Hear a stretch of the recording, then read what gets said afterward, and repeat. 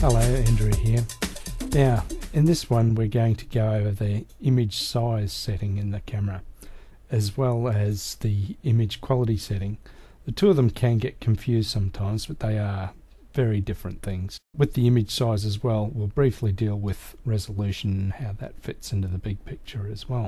A digital image is made up of a mosaic of individual dots called pixels. Each one of these has its own particular colour, brightness and position. This image is made by focusing light onto the imaging sensor in your camera. Let's have a look inside the camera at that sensor. I don't recommend you do this actually, because you can get dirt and crap inside your camera. Behind the mirror there is the shutter, that's the white thing at the back. I'll just open it up and have a look. Now that shiny thing in the back is actually the imaging sensor itself. This is what your lens will focus the light onto to produce the image. This sensor is a grid of individual light-sensitive devices. A 10 megapixel camera sensor has 10 million of them. Each one will record a single measure of brightness and colour. Let's have a look at a digital image. Now this one looks nice and clear, but let's get in closer and have a look at these pixels. We'll get in a little bit closer again. As you can see, each one of those little squares is a pixel. Each one has its own specific colour and brightness. Okay, now let's have a look at a really low resolution image, or it would be a small image size. I've blown up the pixels really big so that you can see them. It's only, what's that, about 10 by 15, so 150 pixels in total. The more pixels that there are, the more detail that can be shown. So let's start adding some more pixels. We've got more pixels here, larger image size or more resolution. And as we add more pixels, a higher density of pixels, the image begins to take a bit better form and shape and becomes more recognizable until we get to the point where you cannot see the individual pixels and the image looks very sharp and clear. Maybe sometime in the past you've seen a photo that looks like this. It's all mushy and there's no clear detail in it. This is caused by not using enough pixels. It's more likely you've probably seen something like this come into your email.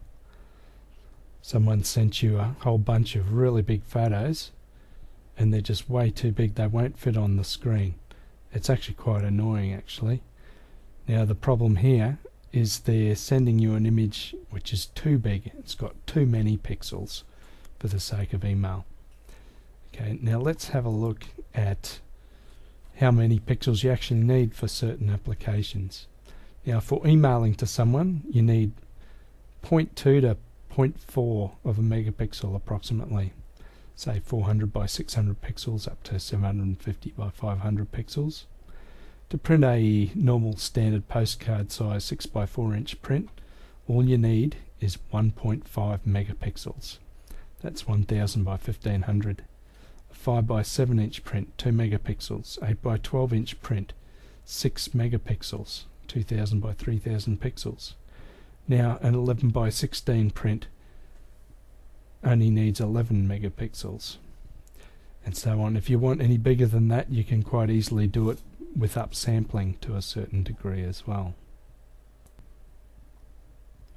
Now the image size setting in the camera relates specifically to the number of pixels that it's recording.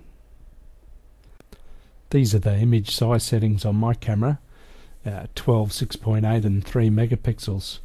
Let's have a look at them in relation to what we need for certain applications. You'll see that even the smallest image size setting on my camera is still way too big for some applications. So sometimes we'll just need to resize these photos, like if we're emailing. Let's have a look in AC/DC Photo Manager. It's a very easy way to do this. Okay, now I'm in AC/DC Photo Manager at the moment. Now let's just say we've got our photos downloaded from our camera. Here's the file system here. I've downloaded it into a file here. Now we want to choose a few to email to some friends.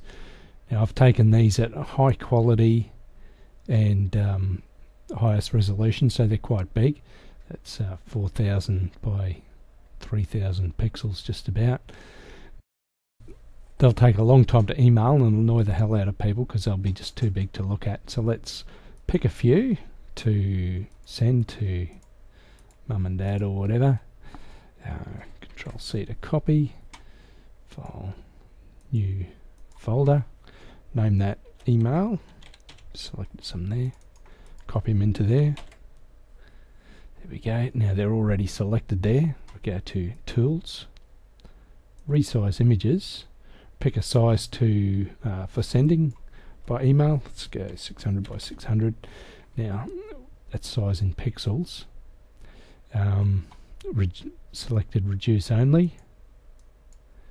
So if they're already that small or smaller, it doesn't enlarge them.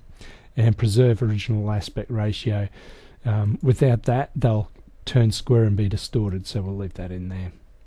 Okay, start resize. Doesn't take very long. There we go, already done.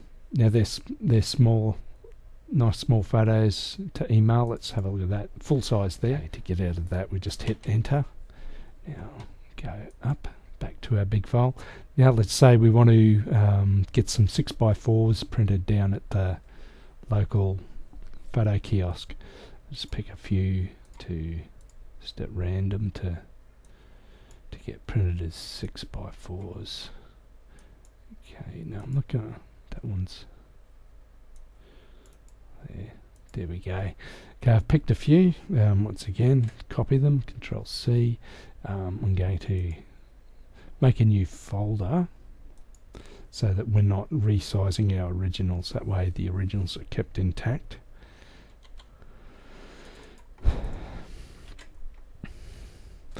Now I'll do it again. Tools, Resize Images.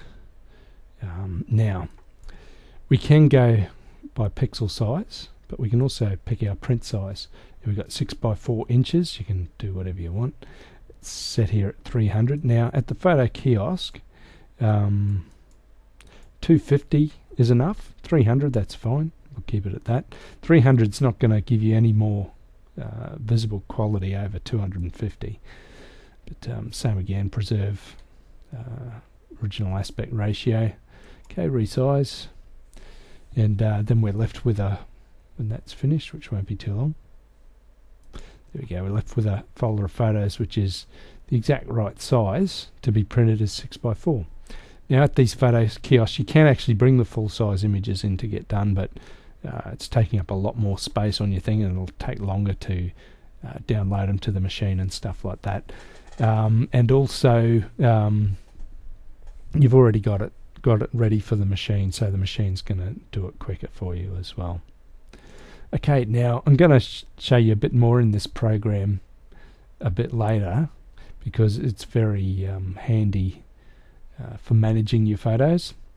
You can actually download a free copy of this to try, and if you decide you like it, you can buy it. There's a link at the bottom of the page here where all the videos are. Go through and have a look at that if you like.